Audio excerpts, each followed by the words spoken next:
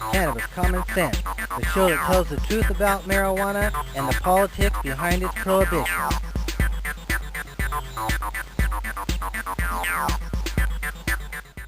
I'd like to welcome you to another exciting edition of Cannabis Common Sense, and we have another great show for you tonight. I just recently returned from the Jalisco Cannabis Cup and sampled dozens of varieties of cannabis there, and we'll be talking a little bit more about that in an interview that we have with two activists there. There's Cecilia Ortiz and Angelica Rodriguez Orcazo, and they both are some of the people who spearhead 420 Guadalajara and do a radio video podcast as well. So we'll be interviewing them later in the show. We have some hip news for you before that. And without further ado, let's bring on our infamous dancing Cannabis Leaves. I feel the force.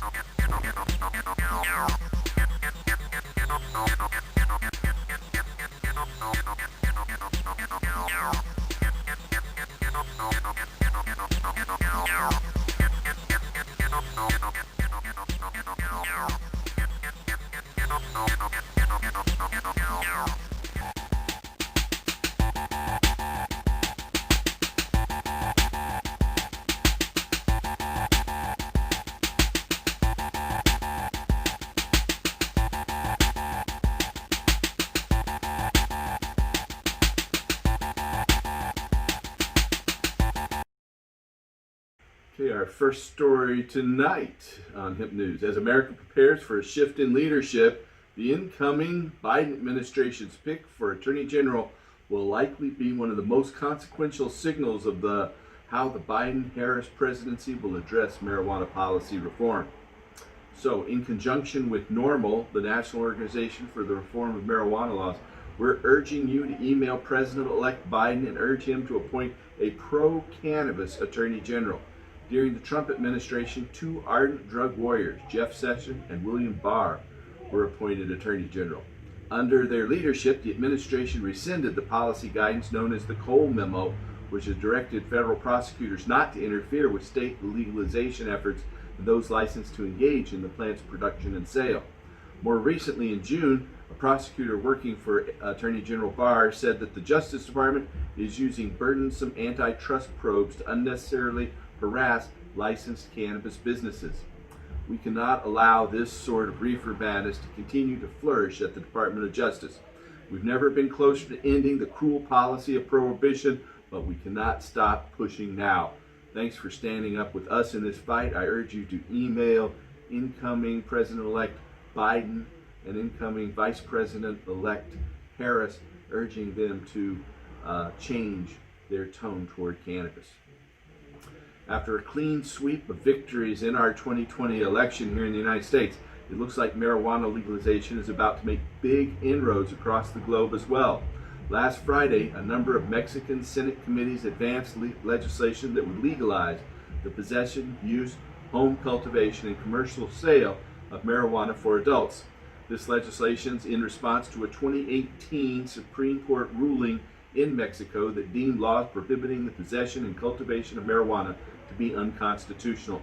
The court directed the country's elected officials to amend those laws, with the deadline for the changes being set as December 15, 2020. I hope to see those actually take place. In Israel, Israel's Minister of Justice, Avi Nissakorn, announced his intention to support and advocate for ending marijuana prohibition in his country, with the goal of legalizing the possession, use, and commercial sale to individuals 21 years of age or older. This comes as interministerial committee tasked with studying the issue stated they intend to recommend such reforms. The committee is still finalizing its recommendations, but once they are formally released, it's expected new legislation in Israel based on that release will be introduced and debated in the Knesset. There are also other bills currently pending in the legislative body that aim to reform marijuana laws. According to the Times of Israel, quote, Prime Minister Benjamin Netanyahu's Likud and Defense Minister Benny Gantz, blue and white parties, said in a joint statement at the time that they would advance legislation to resolve the issue of decriminalization and legalization, end quote. The fight for justice and civil liberties isn't limited to the United States, where 4 new states just voted to end their failed prohibition of marijuana, but it's truly a global movement. Arresting otherwise law-abiding citizens for marijuana possession makes just as little sense in Mexico and Israel as it does here, and we cheer our compatriots in those countries as they push to make history and advance the cause of humane and sensible cannabis policy and expanding natural individual rights. A few weeks ago, we had Mike Bafari on from Cordoba, Argentina, and we have a story from the capital, Buenos Aires, Argentina. Patients and their caregivers will be able to apply for federal licensure to grow marijuana for medicinal purposes in their homes, according to a presidential decree issued late last week in Argentina. The policy change expands upon a 2017 law that provides a legal exemption under the law for qualifying patients with epilepsy to possess cannabis extracts. However, that law provided no legal source to provide patients with access to plant-derived extracts. Under the new law, pharmacies will also, for the first time, be able to provide specific cannabis products to qualifying patients. According to Argentina's health minister, Gina Gonzalez Garcia, he said, quote, "We're replacing a black market that already exists with quality control that is key in all medical products, particularly those that are given to children." Argentina is one of a number of countries in South America, including Chile, Colombia, and Peru, that have moved in recent years to liberalize medical cannabis access. In June of 2017, pharmacies in Uruguay began selling cannabis products over the counter to adults participating in the Uruguay's marijuana registry. Here in the United States, Mississippi passed a law to legalize medical marijuana. The legislature in Mississippi put a very conservative law in response, and the voters didn't vote for the legislatures when they voted for a more expansive medical marijuana law. Well, just this week, the Mississippi Supreme Court said Tuesday, November 17th, that it will consider a petition challenging the validity of a successful ballot measure that legalized medical marijuana in Mississippi this past election day, putting the future of the newly approved program, which had overwhelming support of voters, in question. In an order issued Tuesday, Justice Josiah Dennis Coleman said the court will take up the matter and put it on an expedited schedule. The order revealed little about the court's thinking. The state's constitution allows the Secretary of State to determine the sufficiency of petitions backing a ballot measure and put the measure before voters, but that decision is subject to review by Mississippi Supreme Court, the justices wrote. Justice Coleman directed the clerk to docket the case and set a series of deadlines for briefings due on January 7th. The petition for review, which was filed by the mayor of Madison, Mississippi, just days before the election, is based on a requirement that petitions for ballot measures get no more than 1/5 of their necessary signatures from each of the state's congressional districts. There are only 4 congressional districts, however, making it mathematically certain that ballot measure petitions will violate the 1/5 rule. Therefore, the petitions backing Initiative 65 have to be declared invalid, the mayor said. She's also asking the state Supreme Court to issue a writ prohibiting Mississippi's Secretary of State from issuing an official declaration on the election results of the measure, quote, initiated through a constitutionally insufficient process, end quote. Butler's petition was filed October 26th. The next day, the court ordered Mississippi Secretary of State Michael Watson. In the meantime, Mississippi's voters went to vote first on whether either of 2 medical marijuana measures should pass. If they voted yes, then they'd have to choose between Issue 65, a citizen-backed proposal that laid out a comprehensive medical marijuana program, or Initiative 65A, which was put forward by legislators and had few deadlines or details. Nearly 70% of Mississippians voted to approve either of the measures, and approximately 74% of the vote. Watson filed his brief after the election, noting that the disconnect between 1/5 rule and the state's number of congressional districts arose in 2002 after census results reduced the number of congressional representatives allotted to Mississippi. Watson urged the court to agree with the interpretation, but also argued that Mississippi's Secretary of State duties in receiving and reporting the election can't be subject to a writ from the court. The court ruling could prevent medical marijuana from becoming a reality in Mississippi. according to the group's backers. They said, quote, if they rule in favor of the mayor, it invalidates the entire initiative law. It would stop everything, end quote, said Grantham, a leader of the Initiative 65 movement. Although Medical Marijuana 2020, the group that collected the signatures in question, is not a party to the dispute, Grantham said she views the lawsuit as meritless. The legislature's intent that signatures come from all over the state is being honored, she said. But it's impossible to move forward with medical marijuana until the case is resolved, and we're waiting to hear. In North Carolina, a state task force convened by Democratic Governor Roy Cooper is recommending the state significantly liberalize its marijuana penalties. The task force's recommendations include fully decriminalizing the possession of up to 1.5 ounces of marijuana by making such possession a civil offense and expunging past convictions through an automatic process. Under state law, the possession of up to 1/2 ounce of cannabis is partially decriminalized. North Carolina had actually decriminalized an ounce of marijuana back in 1977, but they changed that back in 1996 and recriminalized it, with violators subject to a $200 fine and a criminal record, but no jail time. The offenses involving possession of more than 1/2 of an ounce of marijuana, but less than 1.5 ounces, is punishable by up to 45 days in jail. In 2019, nearly 10,000 North Carolinians were convicted of marijuana-related possession offenses. Over 60% of those convicted were people of color, despite them only making up 30% of the state's population. Again, illustrating the racial disparity in cannabis enforcement. Just to the north of North Carolina is Virginia, and Virginia's Democratic Governor Ralph Northam today announced his support for legalizing the adult use of marijuana in Virginia. In a press release, the governor stated, quote, it's time to legalize marijuana in Virginia. Our Commonwealth has an opportunity to be the first state in the South to take this step, and we will lead with a focus on equity, public health, and public safety. I look forward to working with the General Assembly to get this right, end quote. In recent months, the governor has worked with lawmakers and reformers to adopt a series of marijuana policy reforms. Lawmakers this spring decriminalized the personal possession of up to 1 ounce of marijuana, reducing the penalty to a $25 civil fine. They also amended and expanded the state's nascent medical cannabis access law. Most recently, Governor Northam signed legislation into law severely limiting the ability of police to engage in warrantless searches solely on the basis of the smell of marijuana.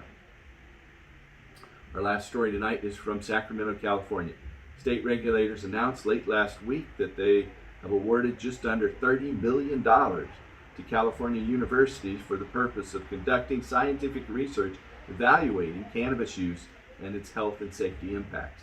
Numerous universities throughout California, including University of California at Los Angeles, UC San Francisco, UC San Diego, UC Berkeley, and UC Davis, will be receiving funding.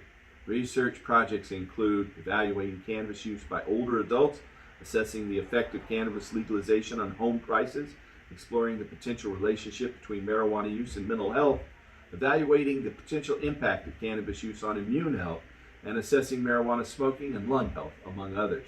Overall, the grants will fund more than 24 research studies. The Bureau of Cannabis Control Chief Laura Ajax said, quote, the research conducted through these public university grants will provide critical information for evaluating our legal cannabis system and its impacts. This research will be a valuable tool to inform future cannabis policy in California, end quote. California was among the first states in the nation to explicitly begin funding cannabis-specific research studies, having established the Center for Medicinal Cannabis Research in the year 2000. Previous clinical trials conducted by the Center of Medicinal Cannabis Research affiliated researchers have included evaluations of the efficacy of inhaled cannabis on spinal cord injury, diabetic neuropathy, multiple sclerosis-related spasticity, and HIV-related analgesia. Additional information is available online from the California Bureau of Cannabis Control. That's the end of our Hemp News segment tonight. Now we're going to go into our interview with Cecilia Ortiz and Angelica Rodriguez-Ortrazo. So stay tuned and help us restore hemp. I just this morning, 6 hours ago, returned to Portland from Guadalajara. And these ladies are a couple of the leaders of the movement for cannabis legalization in Guadalajara, which is the second largest city in Mexico, and in the state of Jalisco. And I'd like to welcome you ladies on our show, Cannabis Common Sense. So we have Cece or Cecilia Ortiz. Am I saying that right, Cece? Am I saying Hi, Paul. Thanks for the invitation. Yeah. Your name right? Yes, Cecilia Ortiz, Ceci. Ceci is more easy. Yeah. And then we have Angelica and her son Roy is translating. Hola, Paul, un gusto estar aquí. Muchas gracias por la invitación. Hi, Paul. It's good to be here. Thanks for the invitation. My pleasure. I don't think I've ever had someone's 10-year-old son as their interpreter. So that's it's Very amazing nice. how his English is. De hecho, es el traductor más joven de 420 Guadalajara ahora en adelante. I'm actually the youngest traductor from 420 for now on. Guadalajara. I guess so. So let's talk about your work in Guadalajara 420 and how you became activists to start with. Cece, you kicked off how did you get started in terms of being a marijuana activist in Guadalajara in Mexico? Yes, I'm a producer with 10 years of experience. I produce the radio show with Angelica, 420 Guadalajara Radio, and produce different events like Cannabis MX and Jalisco Cannabis Cup and Canamericos. So Canamericos and these are events that your organization organizes in Guadalajara. Canamericos, you want to talk about that? Yeah. Canamericos, it's an event special for the health personnel, nurses, doctors. The event it's about the medical cannabis for the professionalization. Mm-hmm. And then you both are co-hosts on the radio show. What is the name of the radio show? And can you tell our audience the website? Angie, ¿quieres responder? Sí, claro. Con el proyecto de radio ya tenemos casi 3 años. With the thing of the radio, we have almost 3 years. Y ya vamos por la tercera temporada. And we're going for the 3rd season. La verdad, estamos muy contentos porque pensábamos solamente hacer una temporada. We're very happy because we thought we're just gonna make just 1 season. Pero la gente lo ha recibido muy bien y pues ahí en 420 Guadalajara tenemos la misión de darle... But the people received it very well, so we have the mission to darle difusión a la cultura canábica, make diffusion for the cannabis culture, basado siempre en estudios científicos, based every time based on scientific studies, y también en los hechos más importantes y lo último que va sucediendo dentro de la cultura canábica. And the last news for this radio. Toda la cultura canábica y es un programa que se observa en todo México. It's a program that is being heard by all Mexico. Y pues estamos muy contentos de recibirlos y también tú has participado ahí. Muchas gracias. And we're very happy to receive you. Thank you. My pleasure. I had the honor of coming to one of your tastings last year in the studio there with McCoy and a whole crew of us in conjunction with some events there. Before So the COVID. yeah, before the COVID, exactly. It's changed everything. You know, it's odd because one of my last trip in March was to Guadalajara for the cultivation seminar and Medican there at the University of Guadalajara, and then come back now. The next thing, you know, it's of course we thought there would be other things. So tell us about. I just got back from the Jalisco Cup, and I was honored to judge and sample 66 different varieties of cannabis products. There were 14 medibles or edibles, and we all took a little too much, I think, at the end of the day. But and then there were indoor flowers and greenhouse flowers and outdoor flowers and distillates and extracts and solventless extract. Tell us about how the Jalisco Cannabis Cup came to be.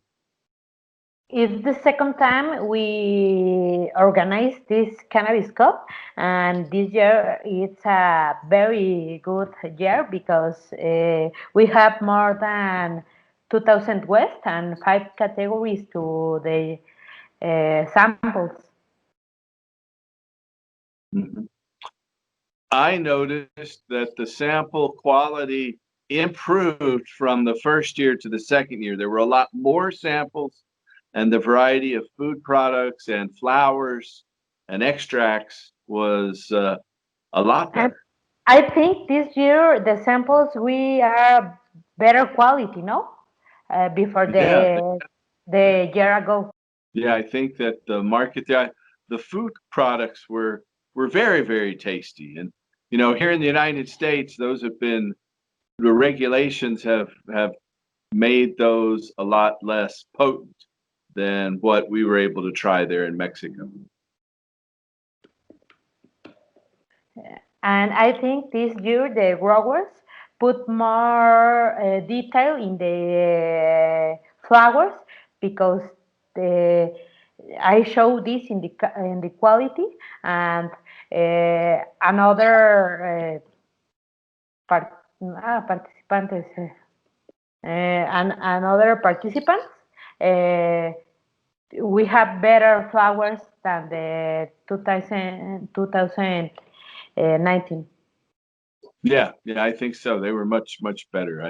And we had a great time. My wife and I really, really enjoyed it there. And after 4 days of sampling and 12 hours a day, working into the earliest hours of the morning, uh, it was hard, but we pulled through. And I'm glad I'm very happy to come there.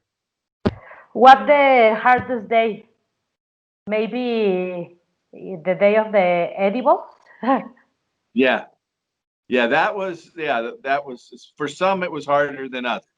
Uh, I have never become nauseous from eating too many edibles, but I know people who have, and I saw that happen. We won't name names. So, Paul, Angelica, Paul, platícanos. Paul, talk us about your experience with the judges. you know, there were a lot of top experts on cannabis there in Mexico. Uh, Edgar from Guacamole Hemp was an excellent MC explaining the different products and introducing them. And the various judges did an incredible job. And I was very happy to bring my longtime friend and fellow American activist, Elvie Musica, on her first trip to Mexico. And I mean, she's been all over the place, but I can't believe she has never been to Mexico. And so when I heard a woman would be a good choice, I know Jody Emery was thinking about coming but couldn't. I said, "Do you know who Elvie Masica is?" What did you think about Elvie as a judge? I know she seemed to be a very inspirational She's person for loved. cannabis culture. Oh, LB is loved. Yeah, her speeches and interviews were well received, I thought.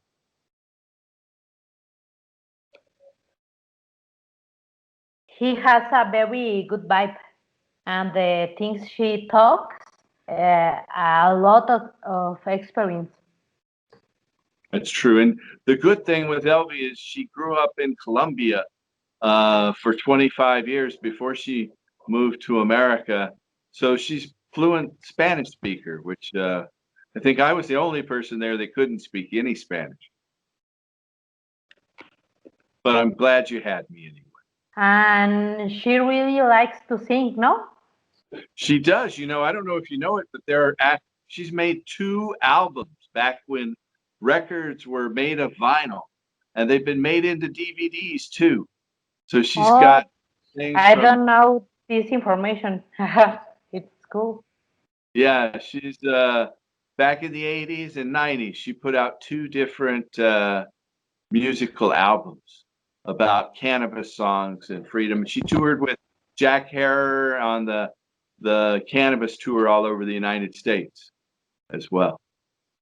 She's a very historical figure.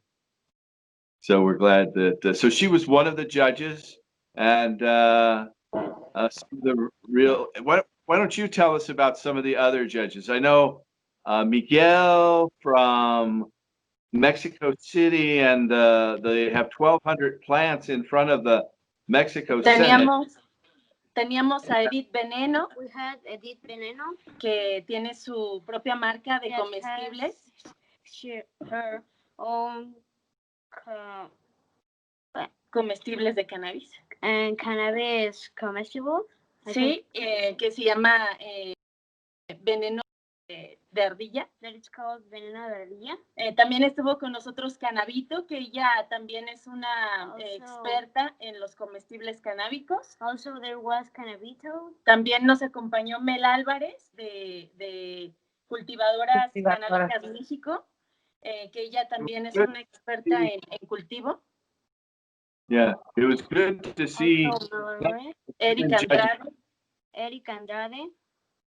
También estuvo Rita Tricoma, Miguel Catanábico. Also was Germen Verde y Miguel HDP del plantón. Miguel HDP from the plant. All the judges made a good team, no? Edgar was a very good moderator. Eric always with the very specific opinions, and Baza, the Miguels are a lot of experience of grow, and the girls also contribute in all the rounds. Yeah, I thought their expertise was great and added a lot to it. And I learned some things as well. So that's always good when you can share your knowledge. So in the end, how many prizes were entered? I know I've shared the video. You want to talk about the winners of the Jalisco Cup? Yeah, let me have a second. I didn't mean to put you on the spot. En los comestibles, Comestibles, ya se publicaron los ganadores en la página de Jalisco Cannabis Cup. they published the winners of the Jalisco Cannabis Cup. En tercer lugar, comestibles, tenemos a Candy Fly 710. In third place, we have from Comestibles Candy Fly 710. Que participaron con unas ricas palomitas.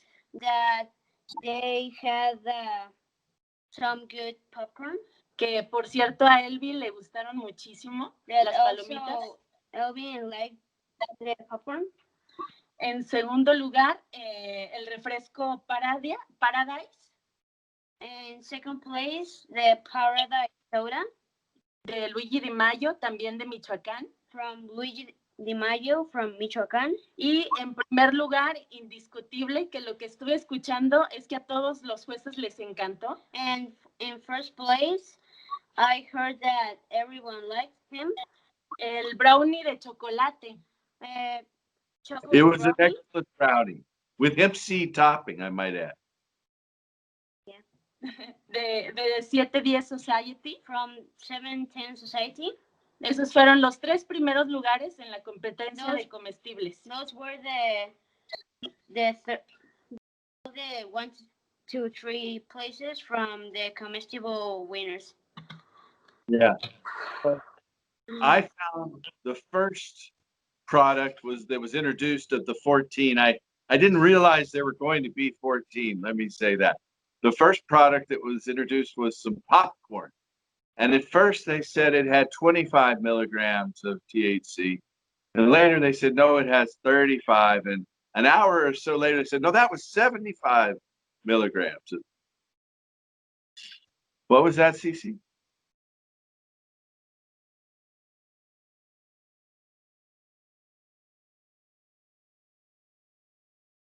I have lost audio. Ninguna de las dos nos escuchamos. Si tienes inhabilitado tu Ah, micrófono. sorry. I can 75 grams of rosin, the popcorn.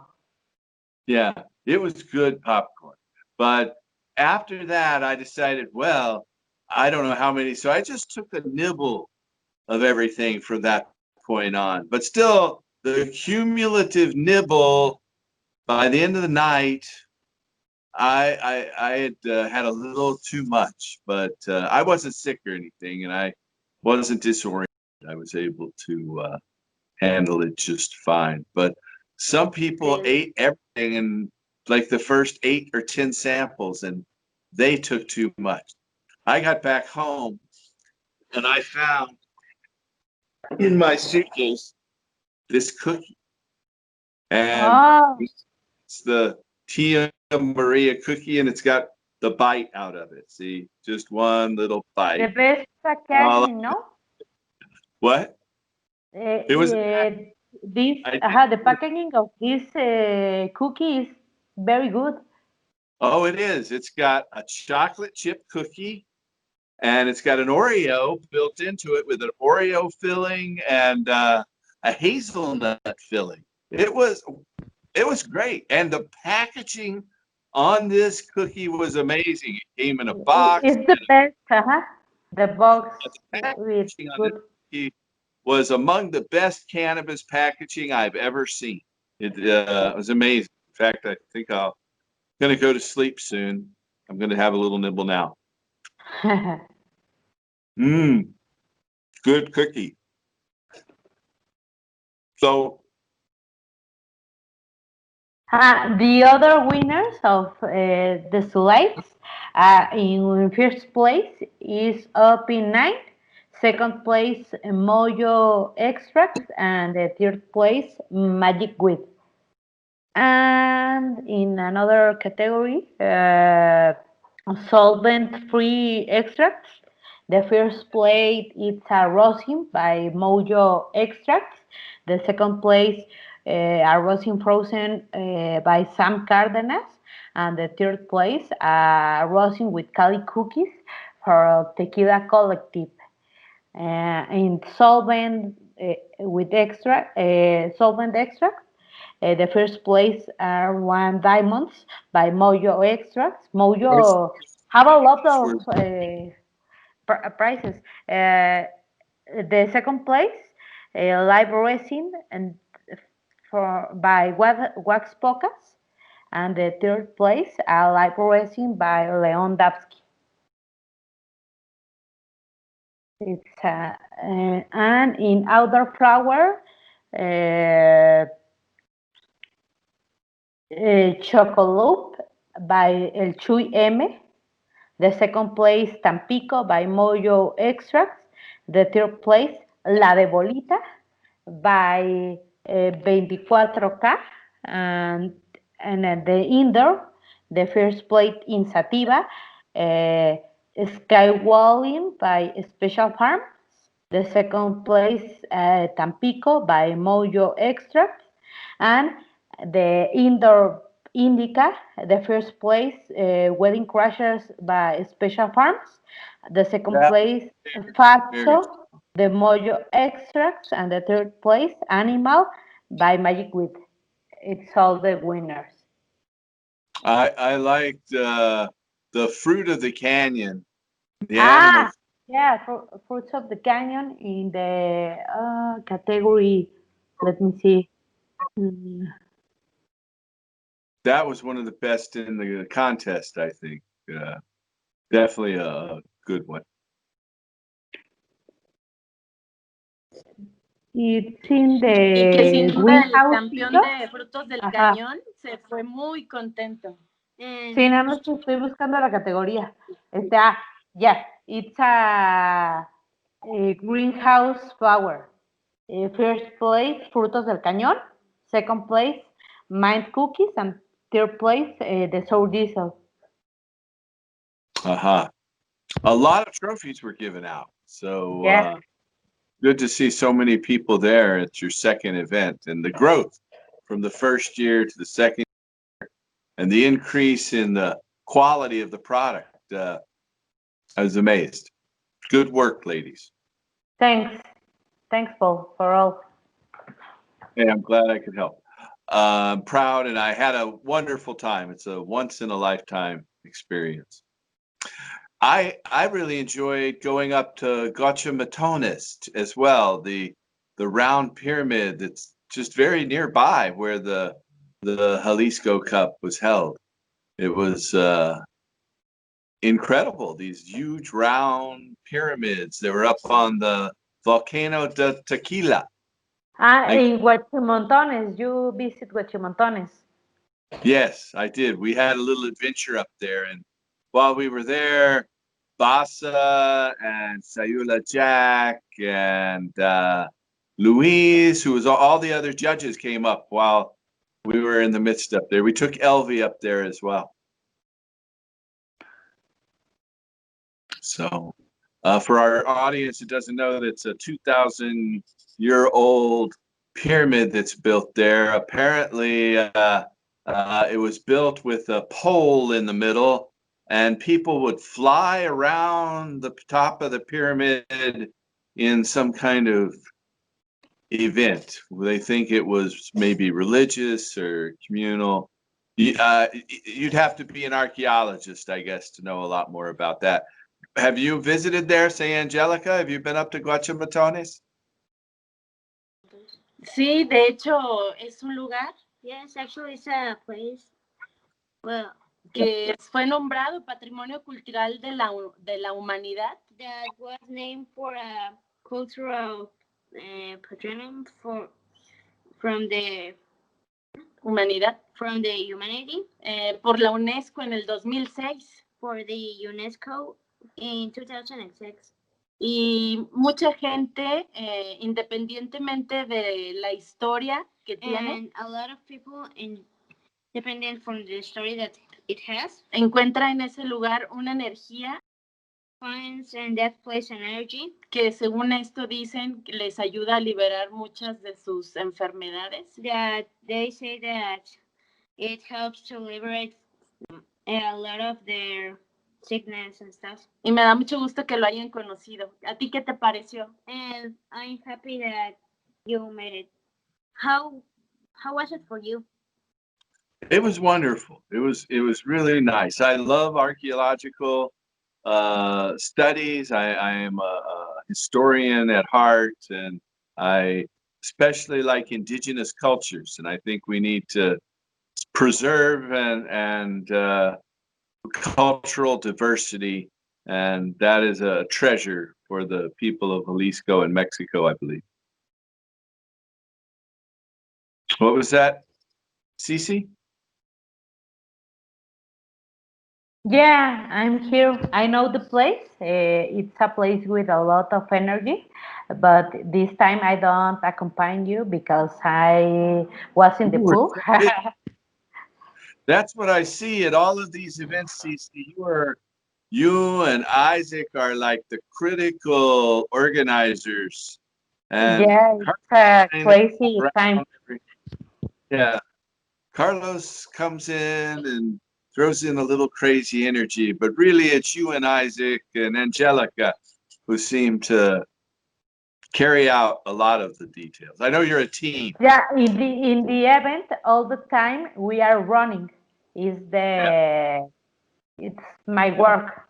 You, you didn't have time to come up to Guachimatones this time, but I think those pyramids, they were very nearby, and there was an energy that transferred to the ranch where this was held. It's interesting because as I looked at it, the ranch where the Jalisco Cup was near Guachimatones, and then right up is this volcano, Tequila, and then on the other side is the town of Tequila and the famous agave area.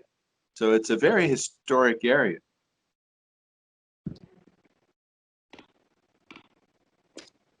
Who wants to Así talk es un about? lugar que tiene historia en determinados momentos Yes. de la vida en los humanos, ¿no? Desde la... Yes, it's a place that has a lot of story since the start of the humans hasta la llegada de los españoles también. to the came from the Spanish. Por un lado puedes ver las pirámides y por otro lado una iglesia católica. From one side you can see Las pirámides y the por el otro. pyramids, and in the other side you could see a church. Y es un choque de culturas muy interesante en And esa zona. It's an interesting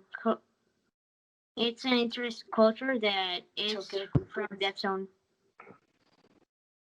So how is it, Angelica, that you came to be part of Guadalajara 420? Is it 420 Guadalajara or Guadalajara 420?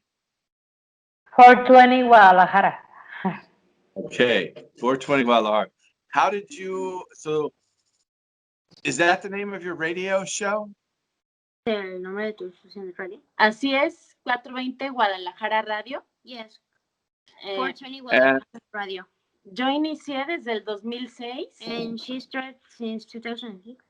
en mis estudios de tesis en la universidad In her studies in the thesis of the university acerca del libre desarrollo de la personalidad. about the free ¿Libre desarrollo? no acuerdo cómo se dice. Um, The free Personalidad. yes, progreso de la personalidad. yes, En Derecho, en la licenciatura en Derecho. and the in rights of licenciature. Yeah, Después, en la maestría, lo mismo, el tema de mi tesis enfocado al libre desarrollo de la And the personalidad. same about the thesis about the personality En la maestría. in the mastery from the personality. Y hace 3 años ya de lleno, And about 3 years ago, ya de manera formal dentro del activismo, in a formal way of the activism con 420 Guadalajara Radio. with 420 Guadalajara Radio. Primero conocí a Carlos Cervantes First, I met Carlos Cervantes en una estación de radio in a radio station donde a él lo habían invitado where he was invited para hablar sobre cannabis. for talking about cannabis. De la misma manera a mí me invitaron Same way I was invited, y ahí nos pusimos de acuerdo para crear 420 Guadalajara Radio. and we were in a Nos pusimos de acuerdo, hablamos para crear 420. well, we talk about creating 420, Y desde ese momento he estado apoyándoles, and since that moment I've been supporting them, pero la verdad ellos son los que hacen todo el trabajo. but really they're the ones that do all the work.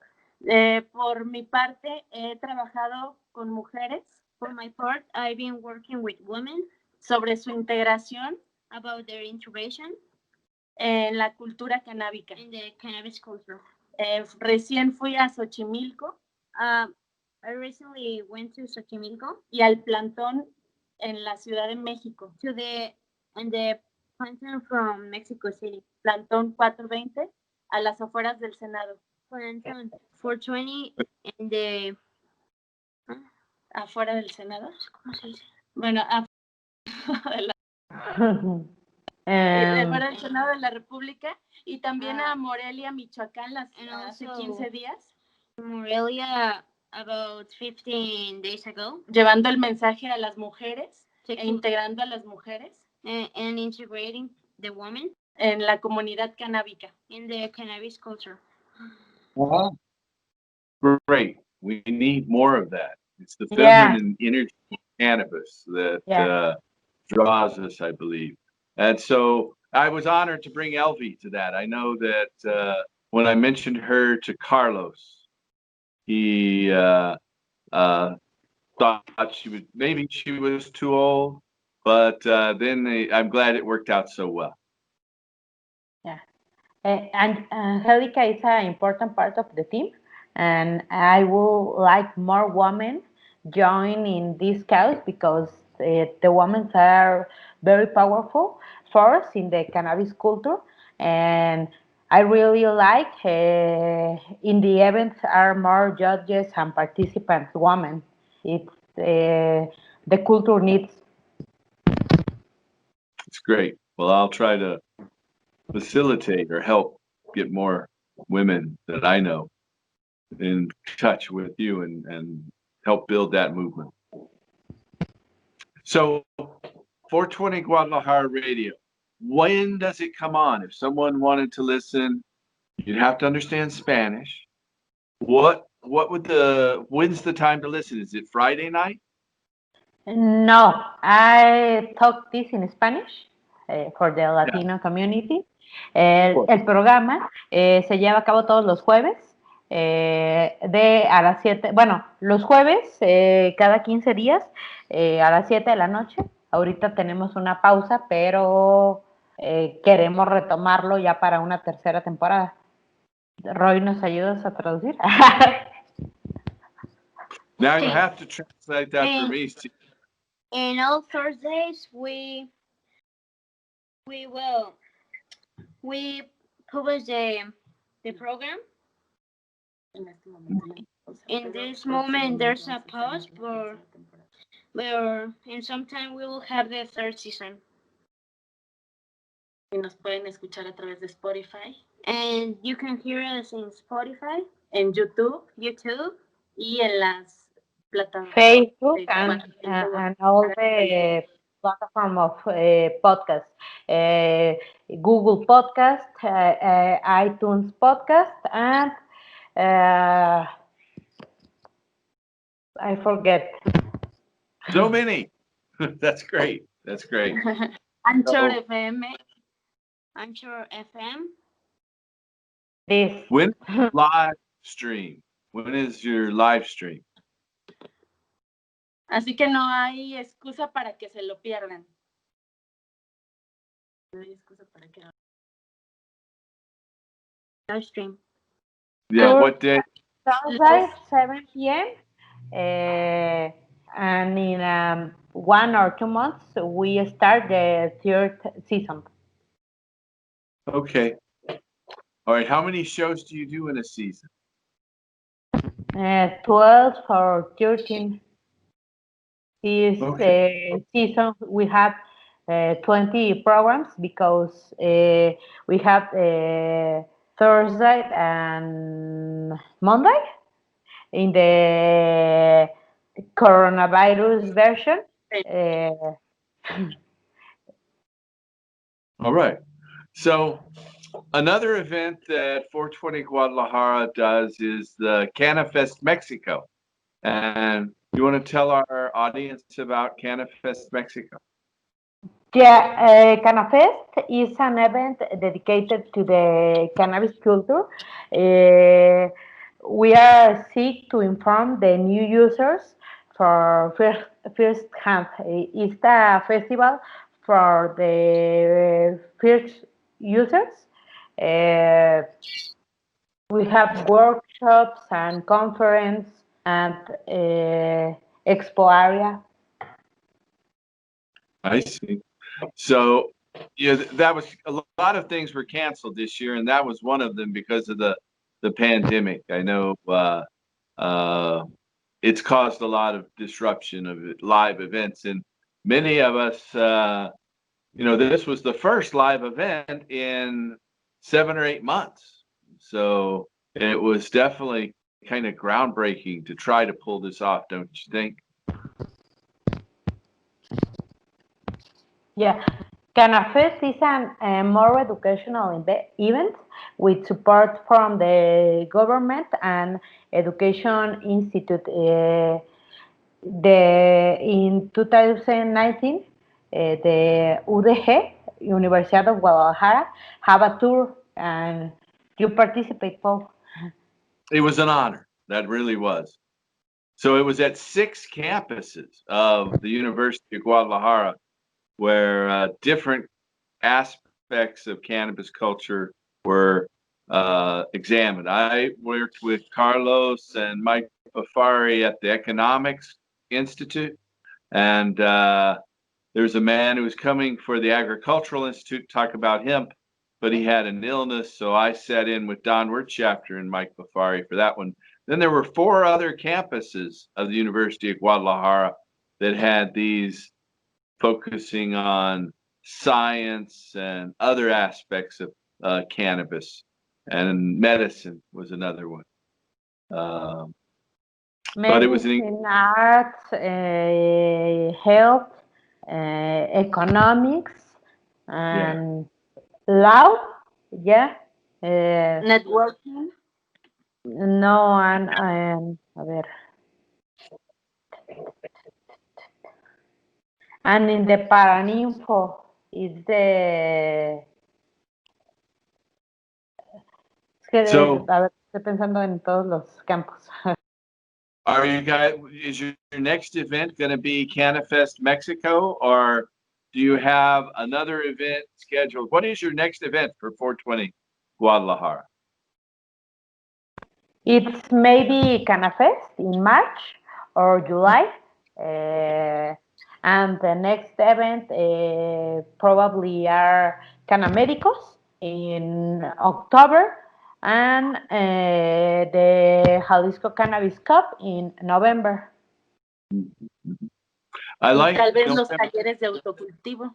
And also the autocultive spaces. Yeah, you have these seminars to teach people about how to grow their own and how to make their own medicine. These periodic workshops. Y And, esperamos también que el encuentro de mujeres canábicas es lo que iba a decir. realizarlo. And we hope that El encuentro de mujeres The Cannabis Women Encounter in January. It's an event we have in September, and I'm enthusiastic, no sé cómo decir, que estoy muy feliz de que estamos, como que queremos sumar más mujeres, sumar al empoderamiento. Ray, I think they want you to translate. No we sé si... want. What? ¿Qué cosa? No, que nos ayudes, Roy. Se puede repetir. ¿Me So- podría repetir, por favor? Que el encuentro lo queremos, lo vemos como un lugar de empoderamiento para las mujeres. The encounter we see it like an important for the woman. Mhm. All right. Well, I am very proud that you folks are pioneering and growing what you are, and the women's power in the movement there. So we're about to the end of our show. Is there anything, Angelica, that you think I missed, or that you think you'd like to our audience to say in closing? Pues la verdad me siento muy agradecida por conocerte, Paul. I feel very appreciated to meet you, Paul, y formar parte de esta gran comunidad. and form part from this big community. Y también me gustaría hacer una mención muy especial a Ceci, que es una mujer que yo admiro muchísimo. And I want to make Una mujer que admiro mucho, Ceci. a woman that I admire, that it's Ceci. Y que gracias a ella y a Carlos, And thanks to her and Carlos, son los que tienen la cabeza para impulsarnos a todos los demás. they're the ones that have the head to impose the other ones. Y pues yo siempre estaré disponible para apoyar en lo que pueda. And I will be there to help En la difusión in the diffusion y la desmitificación and the desmystification de la planta of the plant que amo tanto, que es el cannabis, that I love, that is the cannabis, a partir de la educación about the education y de estudios científicos and the scientific study. y todo el apoyo desde aquí de Guadalajara. Paul, muchas gracias por siempre creer. And all the help from the Guadalajara Council. Thank you so much for always believing En los proyectos que se hacen aquí en Guadalajara in the projects that we made in Guadalajara. y que todos apoyamos porque lo sentimos nuestro. And we always help because we feel that it's ours. Y esa es la gran diferencia de los eventos que hace 420. And that's the difference that 420 makes. Que no se trata nada más de diversión, It's not only for fun, sino conciencia but conscience y aprendizaje. and Muchas learning. gracias. Thank you. Thank you. Thank you, Angelica. Your son, Ray, is just Roy. an excellent translator. You've got a great future. Thanks for that. Now, Cece, would you like to say anything to our audience in closing and and about what's going on there? First, thanks, Angie. I appreciate your work. And Paul, thanks for all the support and trust. And your help has been a great importance. And Carlos, Angie, Isaac, all the team learn a lot from you. You are a great friend. My pleasure. We're moving this all together, and it's been an honor to meet and participate and see us all move forward. So thank you both. Thank you, CC. It was a great time this past week at the Jalisco Cannabis Cup, and I've had a wonderful time. It's great to be able to get out again. I know with the pandemic increasing, many people are afraid, but I didn't see anyone that seemed sick, and it seemed pretty safe to me. And we're wearing masks, most of us, most of the time. We'll wait for the next year. It will only get better. I'm looking forward to it. I hope I can come back next year. Thank you. Thank you, Cece. Thank you, Angelica. Thank you, Ray. And good night. Remember, restore hemp. Restore hemp. Restore hemp. Smoke weed.